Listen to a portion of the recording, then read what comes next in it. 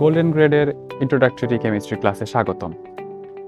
আমি যদি তোমাদেরকে জিজ্ঞেস করি গত শতাব্দীর সবথেকে গুরুত্বপূর্ণ আবিষ্কার কোনটা, তোমরা হয়তো বলবে কম্পিউটার, অটোমোবাইল কিংবা ইন্টারনেট। কিন্তু আমি যদি বলি এটার কোনোটাই না। এই যে আমরা একটা রিয়াকশন দেখতে পাচ্ছি যেখানে একটা নাইট্রোজেন মলিকিউল 3টা হাইড্রোজেন মলিকিউলের সাথে যুক্ত হয়ে 2টা অ্যামোনিয়া মলিকিউল তৈরি করছে, এইটা পৃথিবীর সবথেকে গুরুত্বপূর্ণ একটা আবিষ্কার। তাহলে তোমরা কি ভাববে? হ্যাঁ, হেবার প্রসেস যেটা আছে সেটা কিন্তু খুবই গুরুত্বপূর্ণ একটা আবিষ্কার, কারণ এটা বাতাসকে সারে পরিণত করতে পারে এবং এই সারটা উদ্ভিদের গ্রোথের জন্য অনেক জরুরি, যেটা কিনা আমরা আজও ব্যবহার করি। পৃথিবীতে 4 বিলিয়ন লোকের খাদ্য সংস্থান করা যেত যদি সাধারণ অবস্থায় আমরা তৈরি করতাম।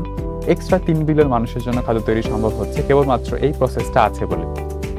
মাটিতে সাধারণত নাইট্রেট আকারে নাইট্রোজেনটা থাকে, যেটা উদ্ভিদ তার শিকড় দিয়ে মাটি থেকে সংগ্রহ করে এবং নিজের কাজে লাগায়। উদ্ভিদের কিন্তু অনেক গুরুত্বপূর্ণ একটা উপাদান নাইট্রোজেন, কারণ তারা এটার মাধ্যমে তাদের গ্রোথটাকে অনেক ফাস্ট করতে পারে, যার ফলে আমরা দ্রুত তৈরি করতে পারি। মজার বিষয় হচ্ছে বাতাসে 78% নাইট্রোজেন থাকা সত্ত্বেও উদ্ভিদ কিন্তু বাতাস থেকে এটা নিতে পারে না, কারণ নাইট্রোজেনের যে মলিকিউল আছে তাদের খুবই শক্তিশালী 3টা ট্রিপল বন্ড থাকে, মানে 3টা বন্ড থাকে। তো বাতাস থেকে নেওয়ার মতো করে তৈরি করতে হবে, এইরকম একটা উপায় আসলে বের করার দরকার ছিল।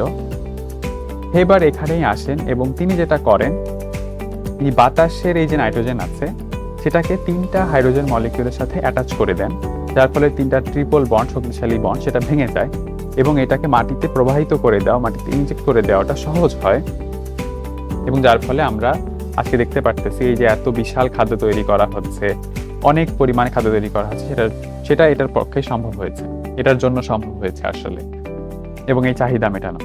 এটাতে খুব গুরুত্বপূর্ণ একটা ভূমিকা রেখেছে কেমিক্যাল ইকুইলিব্রিয়াম।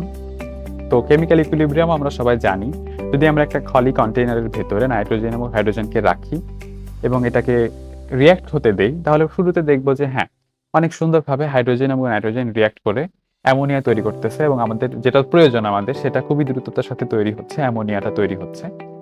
কিন্তু যত সময় যাবে তত আমরা দেখব যে অ্যামোনিয়া মলিকিউলটা তৈরি হওয়ার যে একটা স্টেট ছিল, এটা কিন্তু ধীরে ধীরে ইকুইলিব্রিয়ামের দিকে যাবে, যখন এটা থেকে আরেকটা খুবই কম সংখ্যকভাবে তৈরি হবে। মানে যতটুকু অ্যামোনিয়া থাকবে ততটুকু ভেঙে গিয়ে আবার নাইট্রোজেন এবং হাইড্রোজেনে তৈরি করতে থাকবে। এটা হলো কেমিক্যাল ইকুইলিব্রিয়াম।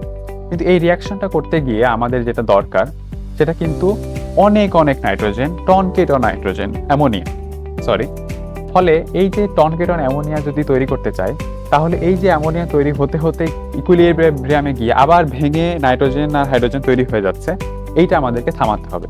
সেখানেই আসেন হেনরি লা শাতেলিয়ার।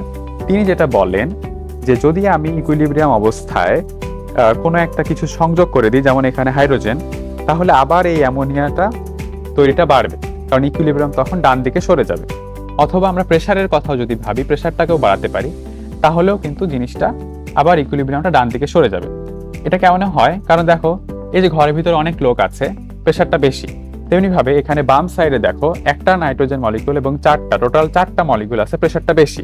তো আমি যদি আবার প্রেসার বেশি করে দেই, তাহলে ওই 4টা মলিকিউল আবার 2টো মলিকিউল অ্যামোনিয়া এটাতে তৈরি হওয়া শুরু করবে, ফলে প্রেসারটা কমবে।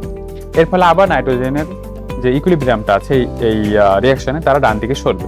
তো লা শাতেলিয়ার এটাই বলেন যে এমন কিছু তৈরি করে যাতে করে এখানে নাইট্রোজেন এবং হাইড্রোজেনের সরবরাহটা চালু রাখা যায় এবং প্রেসারটাও সাথে সাথে বাড়িয়ে রাখা যায়, যার ফলে অনেক বেশি আকারে অ্যামোনিয়া তৈরি করা সম্ভব হয়।